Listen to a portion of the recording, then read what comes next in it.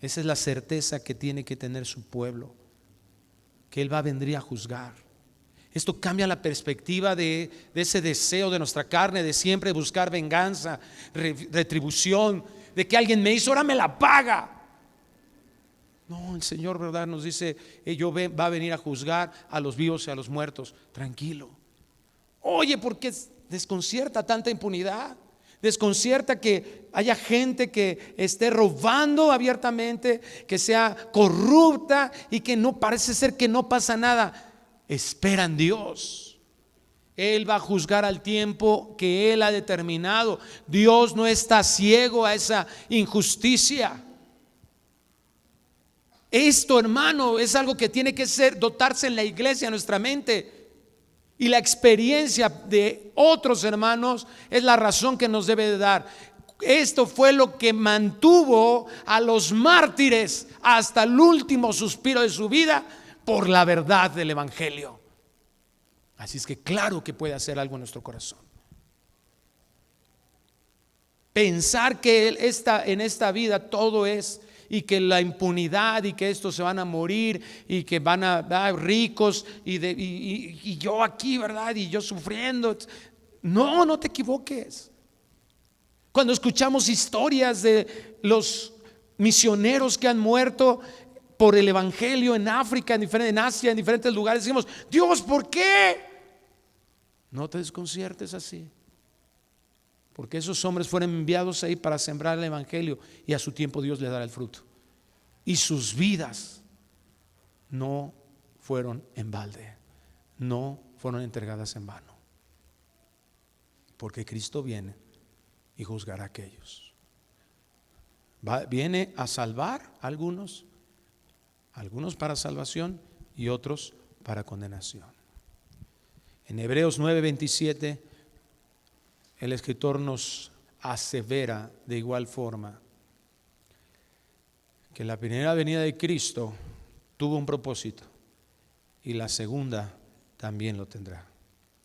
Versículo 27 de Hebreos 9 dice: y de la manera que está establecido para los hombres que mueran una sola vez, y después de esto el juicio. La fumada de Alighieri, ¿verdad?, de un lugar intermedio, es una mentira, de un purgatorio en el que los familiares podrán hacer cosas. Eso no está en la Biblia. Le es dado a los hombres que mueran una sola vez, y después de esto, ¿qué dice? El juicio. Versículo 28: así también Cristo fue ofrecido una sola vez para llevar los pecados de muchos. Esta fue la razón de su primera venida, y aparecerá por segunda vez sin relación con el pecado, para salvar a los que le esperan. Jesucristo vino por primera vez como un cordero para redimir, para pagar por el pecado de sus hijos, de sus escogidos, de sus amados, y vendrá de nuevo como un león rugiente ahora a juzgar. Será derramada su ira, y Él al final reinará sobre el mundo. Y en esto, aquellos que murieron tal vez avergonzados a los ojos de sus agresores, de sus asesinos, que se burlaban de ellos, que decían: ¿dónde está tu Dios? Aquel como Esteban, ¿verdad?, que fue apedreado, y que esas pedradas eran como un símbolo de vergüenza del pecado. Y ese Esteban, ¿verdad?, pudo ver el rostro del Señor, ¿verdad?, los cielos abiertos. Todos ellos, todos estos mártires van a ser reivindicados. Dios va a reivindicar a su pueblo perseguido.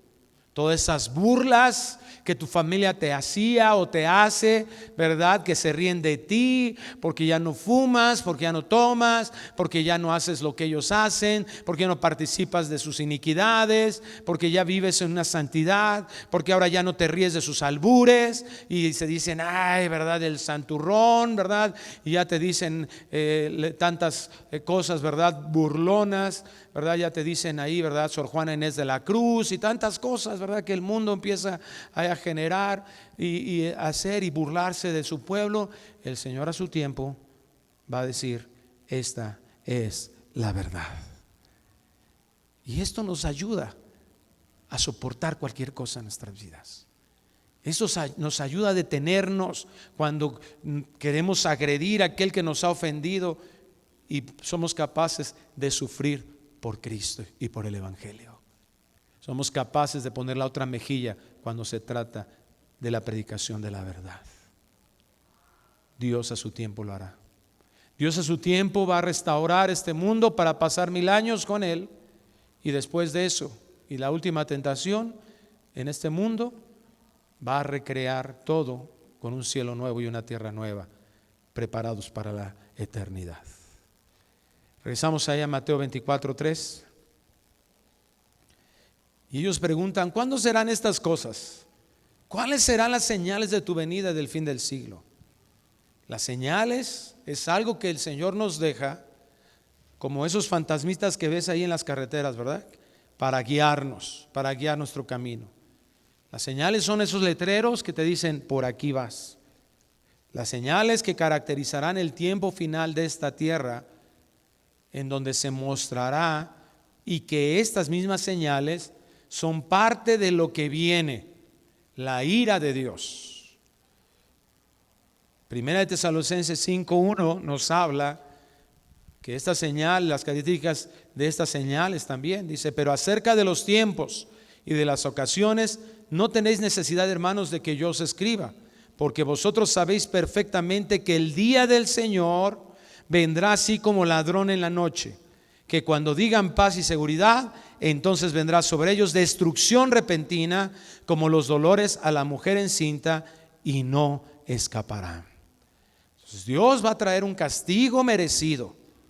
¿A quiénes? A aquellos que rechazaron y traicionaron su bondad. Ahora aquí, ¿verdad? Nosotros tenemos que ver, bueno, pero también sus hijos fuimos pecadores. También nosotros fuimos capaces de rechazar la misericordia de Dios, de rechazar y traicionar a Dios, porque Él, siendo bueno, Él dándonos un mundo donde nosotros nos abastecemos y disfrutamos de Él, nosotros pecamos en contra de Él, lo ofendimos con nuestras acciones. Pero la gracia de Dios hizo la diferencia. La gracia de Dios se manifestó en nosotros, que esa resistencia de nuestro corazón, esa dureza del corazón, ¿verdad? Como dice en Ezequiel, el Señor convirtió nuestro corazón de piedra en uno de carne, solo por su gracia. En otras palabras, nosotros merecíamos también ese castigo. Nosotros merecíamos también vivir toda esa ira de Dios por la eternidad. Pero Dios, en su gracia, manifestó su amor hacia nosotros, en que aun siendo pecadores, Cristo murió por nosotros y nos rescató de esa condenación. El Señor librará y va a exaltar al remanente fiel, aquellos que Él escogió, ¿verdad? Y ese remanente que le adora, que ha sido salvado solo y exclusivamente por la gracia. La ira, entonces, la va a distinguir, como dice aquí, lo leímos ahorita en Tesalonicenses. ¿Qué es lo que le va a distinguir? Acontecimientos terribles, destructores, mortales. Dice el libro de Apocalipsis que, de verdad, en suma, 2/3 partes en un corto tiempo, ¿verdad? Pensamos que en menos de un año, 2/3 partes de toda la humanidad va a morir. Hazle cuenta, somos como 7.500 millones de personas. Entonces, de esos 7.500, ¿verdad? Más o menos como 5.700 millones de personas van a fallecer. O sea, va a haber muertos en las calles. Si te espantó la pandemia que de repente caen unos muertos, no, esto va a ser, no va a haber dónde enterrar a esas personas, no va a haber lugar. Va a ser impresionante, va a ser algo, la muerte, la destrucción va a ser terrible en este mundo donde Dios va a dar una explicación de lo que es su ira, su respuesta al pecado del hombre, el rechazo a su gracia. Regresamos nuevamente a Mateo 24:4 y el Señor nos dice: antes de todas esas señales terribles va a haber, antes de todos los acontecimientos terribles va a haber algunas señales. Respondió Jesús y les dijo: mirad que nadie os engañe, porque vendrán muchos en mi nombre diciendo: yo soy el Cristo, y a muchos engañarán. Como nunca antes estamos viviendo tiempos que esto está sucediendo.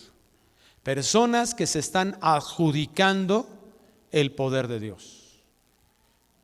Otra vez vi por ahí, ¿verdad? Un anuncio, y tenemos que tener mucho cuidado nosotros como cristianos, cómo caminamos en este mundo. Son las señales que el Señor nos está diciendo. ¿Para qué? Para que cambiemos el mundo, para que cambiemos la orientación. No, esto va a suceder. No seamos como aquel Pedro, ¿verdad? Que le decía: Señor, no, que no vayas a la cruz. No, Señor, yo nunca te voy a negar. O sea, no pensemos eso es lo que algunos están.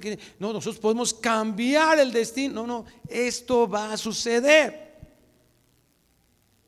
Pero el Señor, te das cuenta que la primera señal que dice es una advertencia para nosotros. Va a venir paulatinamente la cúspide de la manifestación del poder satánico en la tierra, que va a iniciar con esto, con engaños. El versículo 11, el Señor vuelve a decirles: muchos falsos profetas se levantarán y engañarán a muchos.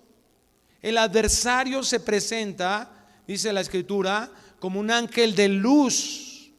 El diablo se presenta, ¿verdad? ¿Vestido de qué? De un cordero. Se disfraza de ovejita.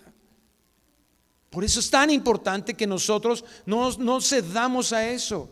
No estemos siguiendo a personas: es que me cae bien, es que mira, es lindo, ¿verdad? Personas que tienen un carisma nada más. ¿A qué nos está dirigiendo el Señor? A las enseñanzas. El engaño está basado, vendrán aquellos que van a decir cosas que no son ciertas, que nos van a decir: mira, estoy hablando la Biblia, estoy diciendo una predicación, somos cristianos porque creemos en Cristo, porque seguimos a Cristo. Pero dice aquí, son falsos profetas, es decir, personas que dicen que hablan en lugar de Dios cuando no es real. Y segunda de Pedro capítulo 1 nos dice que la palabra profética más segura a la que debemos hacer caso, ¿cuál es? La Escritura. Entonces, como iglesia, amados, es nuestro deber examinar lo que escuchamos. Es nuestro deber, varones, jefes de familia, padres. Deja de ser un decidioso en tu estudio de la Biblia, porque es tu responsabilidad saber lo que se está hablando y quién lo está hablando y cómo lo está hablando. Lo que se está comiendo en tu casa, en todo sentido, es tu responsabilidad, es tu liderazgo, es lo que Dios te ha encargado. No puedes dominar sobre lo que puedes estar escuchando tu esposa, tienes razón. No puedes dominar con todo lo que escuchan tus hijos, tienes razón. Pero tú tienes que marcar un sentido.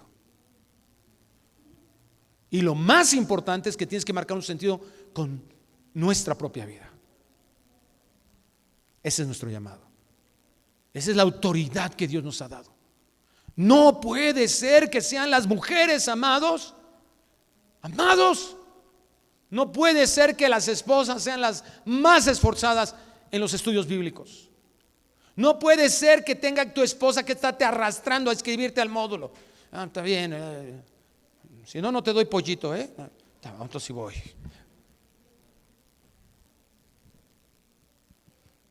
Tú eres el que tienes que modelar eso.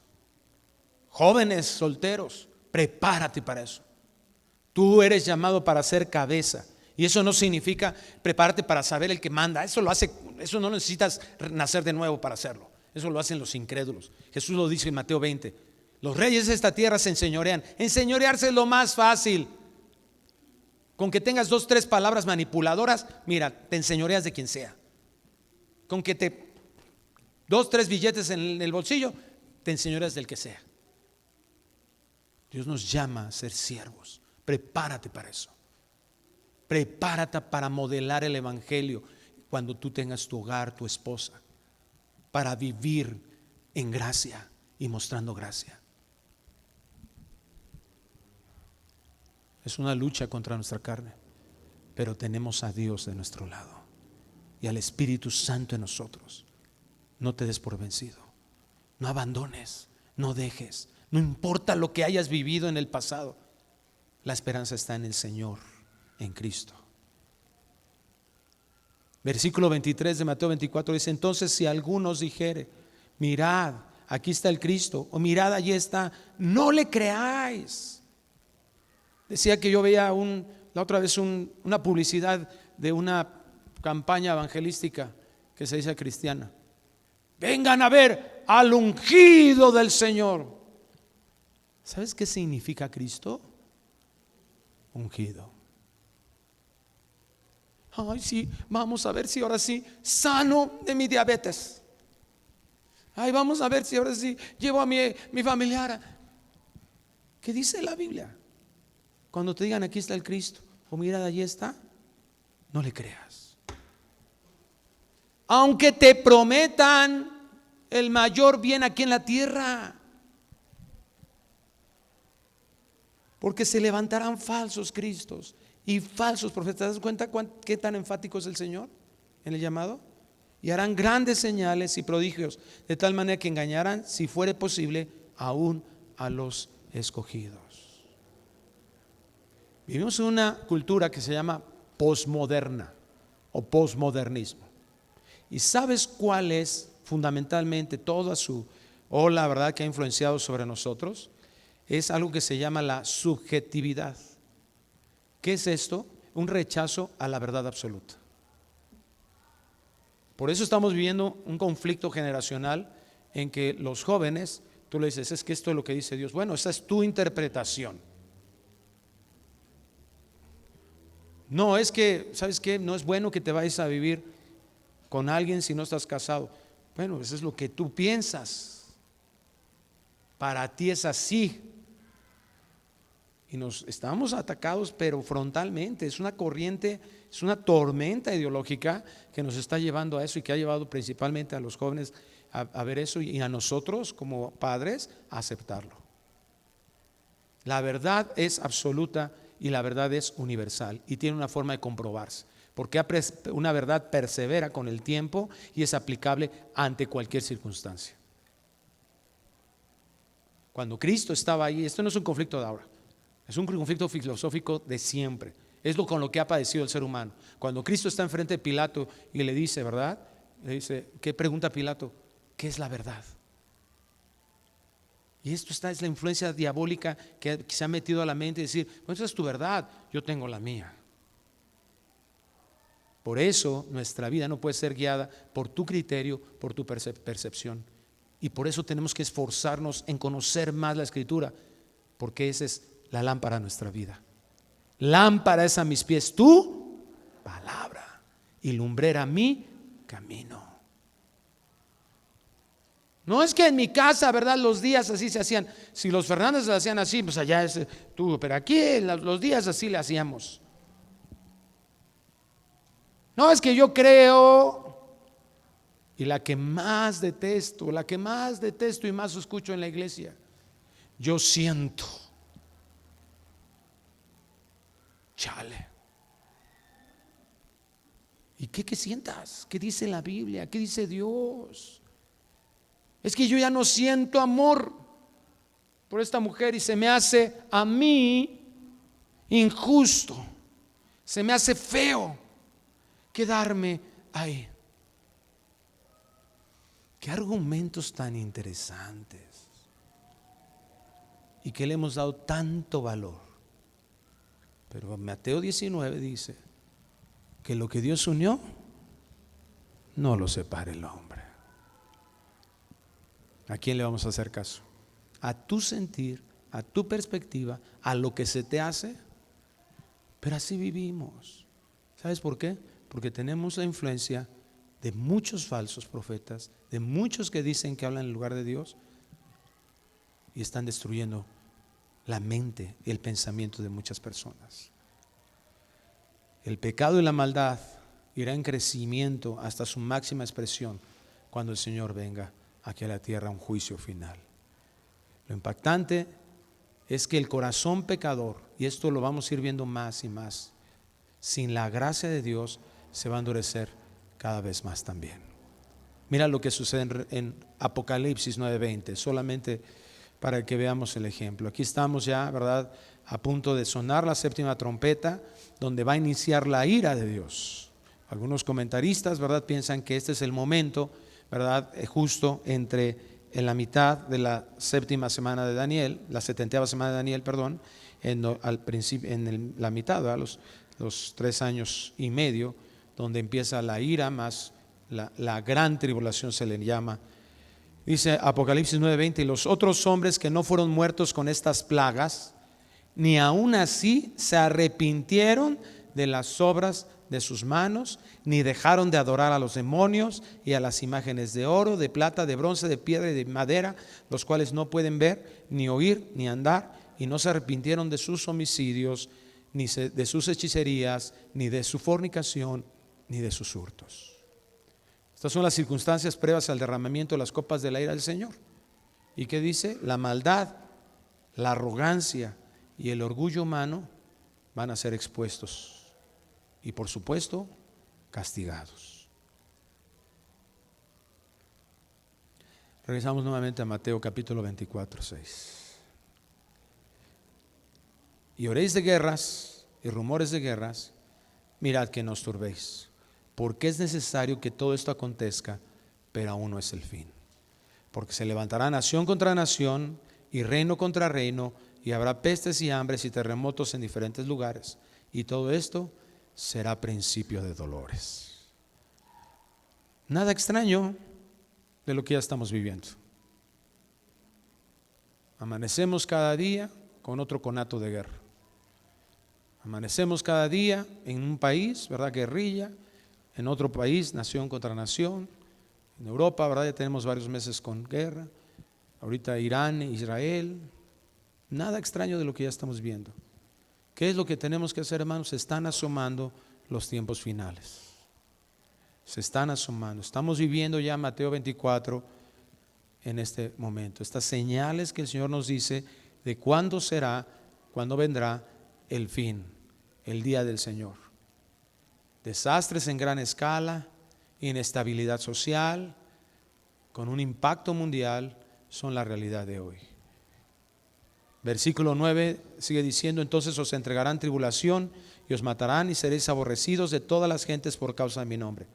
Muchos tropezarán entonces y se entregarán unos a otros, y unos a otros se aborrecerán. La persecución de los cristianos, y ahorita lo que nos permite el Señor mirar, está basada así en una cuestión religiosa en muchos lugares, ¿verdad?, donde principalmente países donde están cerrados completamente al evangelio, principalmente con religiones que odian la Biblia, pero también otra ola que se está viniendo es la cuestión de la ideología de género, es decir, el apoyo a todo lo que es LGTB, todo lo que es abortista.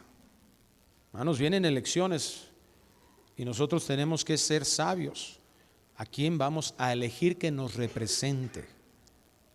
No es nada más ir a sacar un voto a ver qué más te conviene. ¿Qué estás apoyando? ¿Quién te está representando? Nuestra vida no depende de un hombre, no depende del gobierno, no depende de nadie. Y Dios pone y quita reyes. De eso estamos seguros. Dios es soberano al respecto. Pero no podemos nosotros, a pesar de la soberanía de Dios, eximirnos de la responsabilidad que tenemos de lo que estamos nosotros apoyando. Y muchos cristianos estamos teniendo una actitud pasiva, demasiado pasiva ante esto. ¿Por qué? Porque estamos deseosos que el mundo nos acepte. Porque estamos deseosos de que el mundo nos dé bienes, nos beneficie. Y hemos perdido de vista que el que sostiene nuestras vidas es Dios. Que tengamos mucho cuidado, porque es una responsabilidad delante de Dios, ¿verdad? Si tú no vas a votar, Romanos 13 dice que tú no estás sometido a una autoridad. Porque en este lugar, en este país, Es la forma en que se elige un gobierno y es nuestra responsabilidad civil. Y si tú, ¿verdad?, pones ahí, ¿verdad?, y tú no sabes, pues a ver, de Tin Marín, a ver quién el que me cae bien, ¿verdad?, la mejor sonrisita. Ese es exactamente el problema. Ese es el problema con los falsos maestros. El que me cae bien, el que predica y me dice cosas bonitas y yo salgo bien chido, ¿verdad?, bien hasta ribota, ¿verdad?, y me siento tan bien, por eso lo escucho. Es que cuenta chistes bien buenos para llegar a la secundaria y contarlos. ¿Y mi proceso de santificación cómo va? ¿Qué tanto yo estoy persuadido a buscar cada vez más de la presencia de Dios? No como me siento en este momento.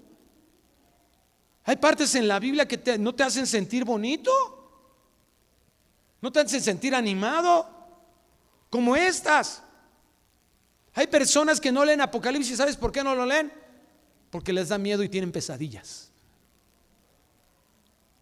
En la gracia, cuando somos miembros, ¿verdad?, de la familia de Dios, tenemos que ver que Dios quiere trabajar en nuestro corazón y cosas que yo tengo que tener cuidado. Dice aquí que hasta algunos escogidos van a ser engañados. Cuidado. ¿A quién está apuntando la escritura? A mí. Así, aguas. ¿De qué manera puedo ser engañado? Cuando se me presenta una mentira como verdad.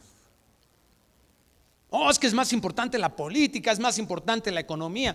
Mira Estados Unidos.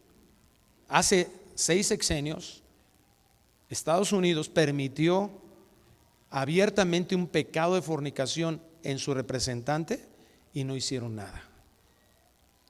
Y ve el declive moral que tienen. Las calles llenas de drogas. ¿Es casualidad? No. Dios está mostrando su misericordia porque todavía hay pueblo, un remanente de Dios allá. Pero tenemos que observar y decir, cuidado, porque yo tengo una responsabilidad. Y soy parte del remanente del Señor. Dios me va a guardar. Yo estoy seguro de eso. Pero tengo una responsabilidad. Y mi responsabilidad es entender que yo no puedo ser participante de una idolatría. Yo no puedo ser participante de una idolatría a mí mismo. Como yo estoy bien, como es lo que me conviene, entonces es lo que plasmo. Nadie va a ver tu voto. Nadie de nosotros. Pero Dios sí. Y nuestra responsabilidad es con Él. ¿Qué estamos apoyando? ¿Qué estamos alentando? Es una cuestión moral, pero una situación personal de nosotros con Dios, que tenemos que tener cuidado.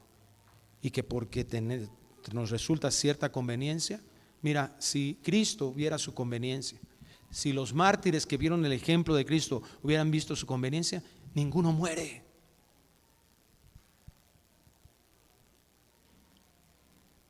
Pues ¿de qué se trata?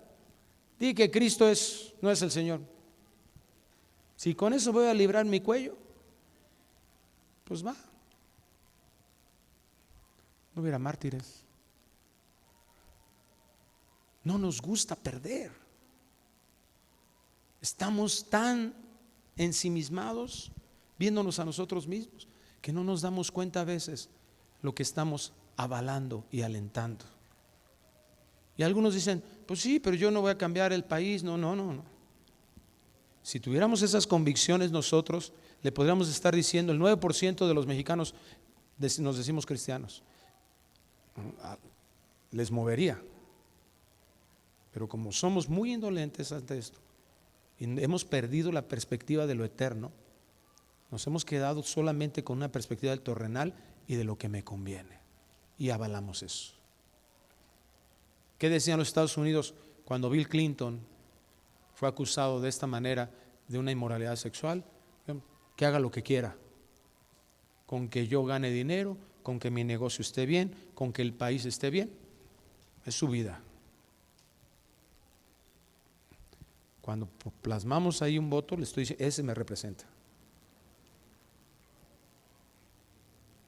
Si está avalando algo que es contrario a la Biblia, tengamos mucho cuidado. Y esto se va a incrementar. ¿De qué manera? Vislumbramos, ¿verdad? A través de estas ideologías. Pero mira lo que dice el versículo 12. Y por haberse multiplicado la maldad, el amor de muchos se enfriará. Mas el que persevera hasta el fin, éste será salvo. Y será predicado este evangelio del reino en todo el mundo para testimonio a todas las naciones, y entonces vendrá el fin. Es un tiempo de salvación. Es un tiempo de juicio, pero es un tiempo de salvación a través del juicio. A pesar del dolor, a pesar de la turbación, a pesar de la confusión. ¿Cómo es que se va a predicar el evangelio a todo el mundo? Mira, antes y durante la tribulación, el amor es lo que va a hacer la diferencia. Pero no un amor sentimental, un amor sacrificial, un amor como el de Cristo, un amor que no piensa en sí mismo, un amor que no está preocupado, que viene a la iglesia a ver qué me van a dar. ¿Por qué nos congregamos, dicen Hebreos? Para estimular el amor y las buenas obras. Entonces vengo para que todos tengan buenas obras para mí. No, tu amor. ¿Cómo se va a estimular tu amor? Cuando estés muriendo a ti mismo y preocupado por el que está junto a ti. Cuando sepas su nombre, su teléfono, y seas capaz de la semana decirle: oye, ¿puedo orar por ti? Y te diga: ¿qué crees? Que si ora por mí porque no tengo leche para mis hijos. Y en una hora tú le lleves la leche para sus hijos. Buenas obras que glorifiquen a vuestro Padre. Esa es la luz que tenemos y que muchos de nosotros la queremos seguir encerrando debajo de una mesa. Esa es la luz del evangelio. Qué bueno que hagamos campañas, qué bueno que demos folletos, pero lo que va a impactar, Jesús lo dijo: en esto conocerán que son mis discípulos, que os améis los unos a los otros. Qué bueno que ames a tu esposa, deberías. Qué bueno que ames a tus hijos, a tu esposa, pero ahí no se acabó. Necesitamos ampliar el círculo. ¿A quién amó Dios?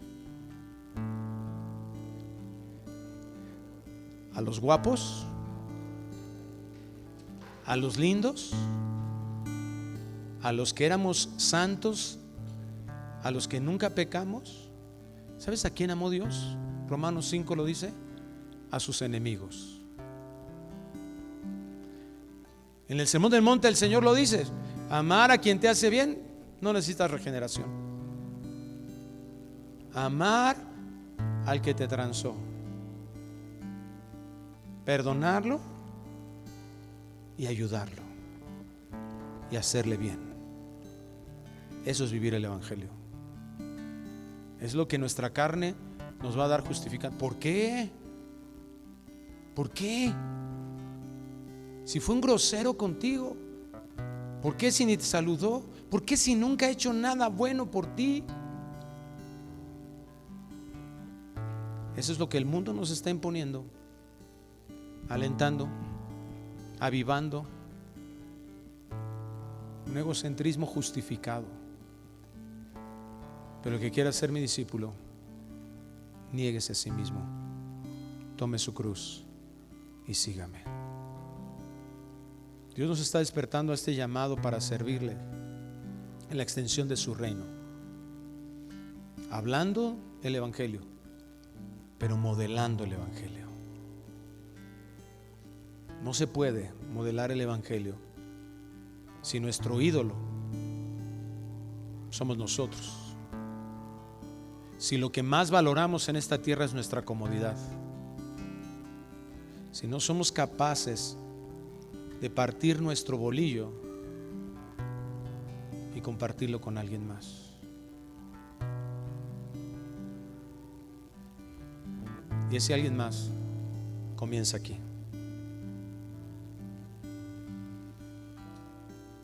Oro al Señor, vamos a orar y vamos a pedirle a Dios que nos haga entender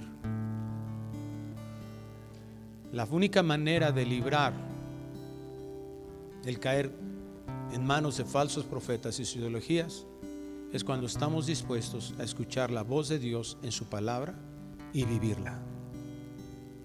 Si tú revisas ahí en 2 de Pedro las características de los falsos profetas, todo lo que hacen es emanado de su carne y tiene tanto éxito alrededor de ellos porque se ajusta a la carne de los demás.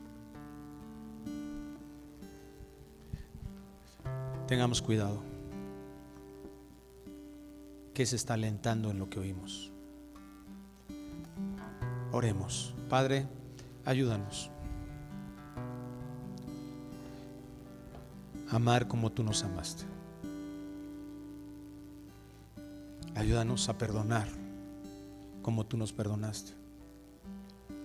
Ayúdanos a entender por qué se escribió esto de cosas que tal vez algunos de nosotros no viviremos, porque muchos de tus hijos no las vivieron, pero creó en su corazón esa respuesta a la inminencia de tu venida, que los hizo desarraigar su perspectiva de lo terrenal como lo más valioso. Señor, que no solo pensemos que debemos dejar de ser avaros, enamorados del dinero. Nunca vamos a poder vencer la avaricia si no entendemos lo eterno. Ayúdanos a poner nuestros ojos en lo que tú nos enseñas, en que esto no se acaba aquí, que si somos tus hijos estaremos viviendo contigo por la eternidad, no por lo que nosotros hemos hecho o haremos, sino por lo que hizo Cristo en la cruz. Y entender que esa es la razón por la que tú nos conservas aquí en la tierra con tanto pecado, con tantas situaciones difíciles, para modelar quién eres tú, para reflejar en este mundo lo que tú has hecho con nosotros. Cambia esa dureza en nuestro corazón en un corazón de carne, que entienda quién eres tú, que te adore 24/7, que todo lo que hagamos lo hagamos para ti, y que eso, Señor, tenga un impacto con nuestros hermanos, con nuestra familia,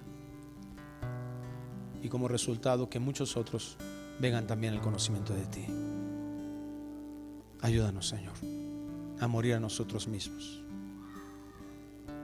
Desarraiga ese ídolo que somos nosotros mismos en nuestro corazón, y que nos ha llevado a un convencimiento de que nuestra comodidad es lo más valioso que tenemos.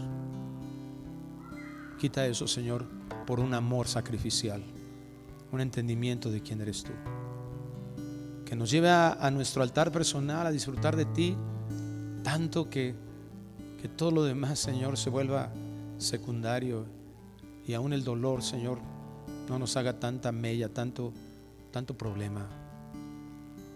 Ayúdanos, Señor, a los varones que estamos aquí, que somos jefes de familia, para que seamos sabios, entendidos de tu palabra, levantando en nosotros un corazón de Daniel para ejercer un liderazgo que te honre y que esté dispuesto a un foso de leones, a un sufrimiento, sabiendo que tú nos acompañas en todo nuestro caminar, principalmente cuando haya peligro o cuando haya dolor. Trae esa convicción a nuestro corazón, te lo rogamos, y que en todo esto tú te glorifiques. Gracias, Dios, te lo pedimos en el nombre precioso de Cristo Jesús. Amén. Amén.